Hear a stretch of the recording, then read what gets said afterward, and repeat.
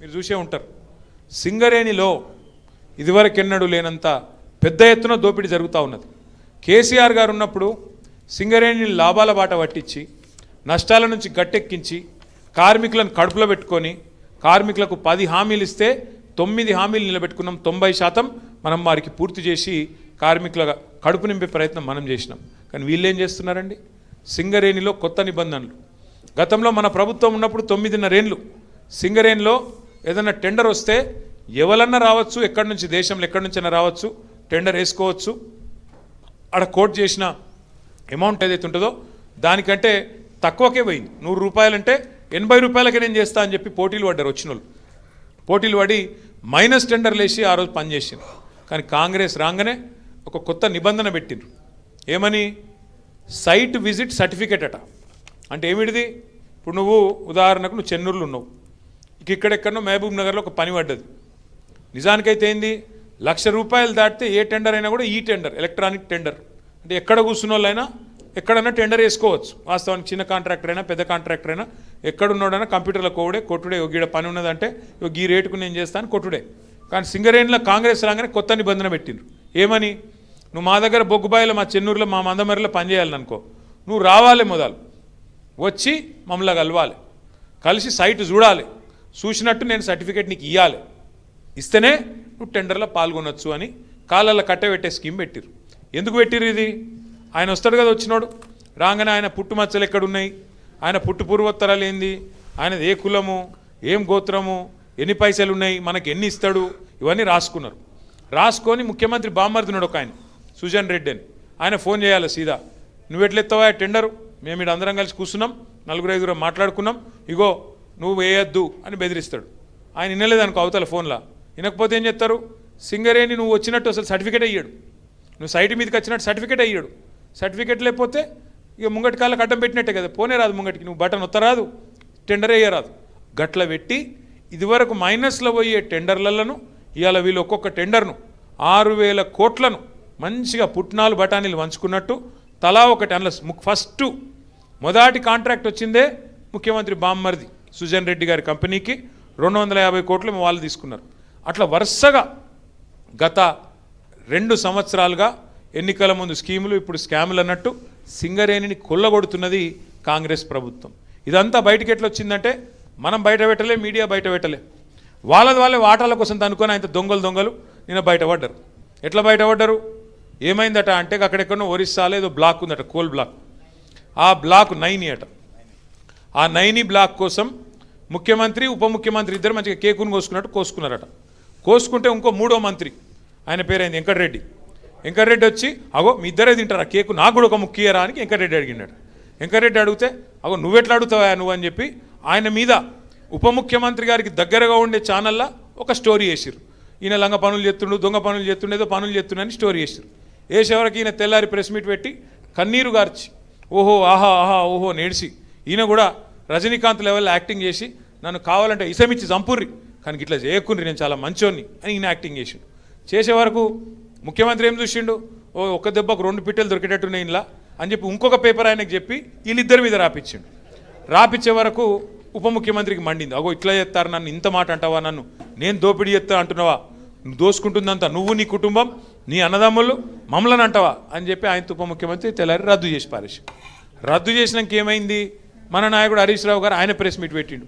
అరే ఇది ఒకటే ఎట్లా రద్దు చేస్తావురా భయ్, మరి అన్ని ఇవన్నీ ఉన్నాయి, ఇవన్నీ కూడా రద్దు చేయని పెట్టిండు సింగరేణిలో.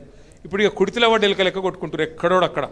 ఒకటి స్విట్జర్లాండ్ వీకిండు, ఇంకోటి అటేటో వేయండు, ఇంకోటి ఇటేటో వేయండు, కానీ ఎవ్వడు తేలుగుట్టిన దొంగలేలు ఒక్కడు మాట్లాడతలేడు నిన్నటి నుంచి. ఏంద్రాబాయ్ అంటే ఇక డైవర్షన్ గేమ్ ఆడాలి. అక్కడ అట్లా మాట్లాడగానే దొరికిరుగా దొంగలు, ఇక వెంటనే నోటీస్, నడు హరీష్ రావు నువ్వు పోలీసుల ముంగట కూర్చో. దేనికి రాబాయి కూర్చున్నాడు అంటే 2 ఏళ్ళకి అదేదో కార్తీక దీపం సీరియల్ ఉంటుంది, దాని లెక్క నడుతుంది కథ. అది ఒడవది తెగది, రోజు ఒకటే కథ ధారావాహిక. ఫోన్ ట్యాపింగు ఏం ట్యాపింగు, ఎవంది ట్యాపింగు, ఎక్కడ ట్యాపింగ్, ఏం ట్యాపింగ్. రేవంత్ రెడ్డి అనే వాళ్ళు లుచ్చగాడు గతంలో మన ఎమ్మెల్యేలను కొన్నప్పుడు కాదు, ఆయన తిట్టాలని తిడతలే నేను. ఇప్పుడు నువ్వు లుచ్చ పని చేస్తే లుచ్చగాడే అంటారు. నువ్వు మా ఎమ్మెల్యేలను కొనుక్కుంటా 50 లక్షల రూపాయలతో దొరికిపోయిన దొంగవు. మరి నీ ఫోన్ ఏమన్నా చూసిరేమో, నాకేమెరక ఎవరికేమెరక, మంత్రులకు. పోలీసు వాళ్ళ పని పోలీసు వాళ్ళు చేస్తారు, దొంగలు ఎవడు పట్టుకుంటాడే. పోలీసు వాళ్ళు చేస్తే పని వాళ్ళు చేస్తారు, మధ్యలో మాకేం సంబంధం, ఎవరికి సంబంధం? లుచ్చ పని చేస్తే పట్టుకొని లోపలెత్తారా ఎరా? మరి అదేదో పెద్ద స్వాతంత్ర పోరాటానికి పోయినట్టు నన్ను జైల్లో దోమలు కుడుతుండే ఎరికేనా అని మాకు అసెంబ్లీలో చెప్తుండే. మరి జైల్లో దోమలు కాకపోతే ఏముంటాయి? దోమలు బల్లులు ఉంటాయి. ఈయనకు దోమలు బల్లులు కాదు, ఈయనకు తొండల పిచ్చున్నది బాగా. నా డౌట్ అయితే వీళ్ళ నాయన కూడా చిన్నప్పుడు వీళ్ళ తమ్మునికి ఏమో కొండలరెడ్డి అని పెట్టిండు, వీని పేరు తొండలరెడ్డి అని పెట్టిండు. అందుకే మీరు చూడుర్రి మాట్లాడితే, అరే నువ్వు గవర్నమెంట్లో ప్రభుత్వాధినేతవు, ముఖ్యమంత్రివి, పనిచేయిరా అయ్యా అంటే నీ లాగుల తొండలు ఇడుస్తా. నువ్వు గట్టిగా అడిగినావు ఏమైనా నెలకు 2,500 ఏడవా నీ మహిళలకు ఇస్తా అంటివి కదా, ఆడోళ్ళకి ఇస్తా అంటివి కదా అంటే నీ గుడ్లు వీకి గోటిలాడతా. రైతులకు రుణమాఫీ చేయకపోతే ఏమయ్యా అంటే నీ మెడల పేగులు వేసుకుంటా. ఇక ఈ సిపాయి ఇప్పుడు హార్వర్డ్ పోతున్నాడు, హార్వర్డ్ పోయి ఆడేం చేస్తాడు, వాళ్ళకు కూడా నేర్పించేస్తాడో ఏం పాడు ఇవన్నీ. అమెరికా వాళ్ళని కూడా బ్రష్ పట్టించి వాళ్ళకు కూడా అడ్డమైన భాష నేర్పించి, లేకపోతే ఇంగ్లీష్లో మాట్లాడతాడేమో. In your trousers big lizards అంటాడేమో. అదే సినిమాలో చిరంజీవి చెప్తాడు, ఇన్ ఫ్రంట్ క్రోకడైల్స్ ఫెస్టివల్ అన్నట్టు. అంటే ఇప్పుడు భాష వచ్చుడు రాకపోవడం పెద్ద ముచ్చట కాదు, ఇంగ్లీషు రావాలనేది కూడా కానూన్ ఏం లేదు. కానీ ఈయన బాధ ఏదో నాకు అర్థమవుతుంది. నువ్వు ముఖ్యమంత్రి లెక్క పని చేయన్నా, 4 మంచి పనులు చేయాలి, శభాష్ అనిపించుకోవాలి. చెన్నూరులో మేము అంబేద్కర్ భవనం కట్టినాం, ఓ మహిళా భవనం కట్టినాం, ఓ మార్కెట్ కట్టినాం. నువ్వు 4 గట్టు, మేము వద్దన్నామా? మేము ఒక స్కూల్ కట్టినాం, నువ్వు 4 గట్టు. మేము 100 కోట్లు తెచ్చినాం, నువ్వు 200 కోట్లు నేను ఆపిండా? గవి ఏం చేయరట, ఒకటే ఎత్తుకున్నారు ఇక వీళ్ళు. ఒక లంగా పంచాయతీ అన్నట్టు. ఏమన్నా అంటే ఇప్పుడు వివేక్ని పట్టుకుంటే మీ మంత్రిని, మొన్న ఆయన చూస్తే నవ్వు వచ్చింది నాకు. ఆయన తిరుగుతూ ఉన్నాడు, మహిళలు అడ్డం వచ్చిర్రు. ఏమాయి సారు 2 నెలలకెళ్ళి రోడ్ లేదు, మన్ను లేదు, ఏం చెప్తున్నావు అన్నారు. గవర్నమెంట్ని అడుకోపో అంటుండు. నువ్వేరా గవర్నమెంట్ నాయనా, నువ్వే మంత్రివి, నువ్వే గవర్నమెంట్, మర్చిపోయి నువ్వు అంటే. ఇంకా కేసీఆరే ముఖ్యమంత్రి ఉన్నాడు, ఇంకా సుమనే ఎమ్మెల్యే ఉన్నాడు, వాళ్ళని అడుకోపోరు అన్నట్టున్నది.